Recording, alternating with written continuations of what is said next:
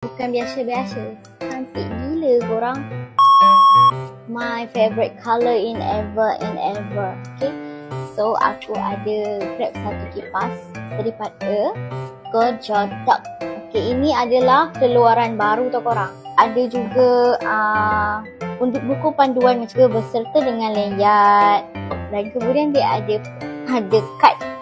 Okay korang, aku nak tunjuk kat korang macam mana rupa kipas tu. Ini dia. Dia punya bateri 6,000 mAh. Okay. Belakang kipas dia padu kan Mat. Dia besi tau. Lepas tu bahagian design dia besi. Korang tengok ni pun sama. Ni tempat start. 20 ni pun. Ni 20 kita dah rasa macam angin terpadu. Dengar tak? Aku punya tudung macam mana? Okay, aku buka lagi. 40. Korang tengok dia punya tegi tudung aku.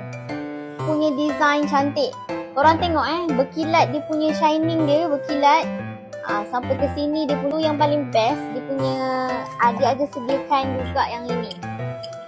Untuk korang macam contoh kan, korang nak bersihkan sesuatu benda yang terselit-selit keyboard punya tempat keyboard tu. So kalau korang nak, korang just tekan link kat bawah, aku sediakan. Kalau korang berminat, korang rasa nak beli, korang boleh tekan link kat bawah.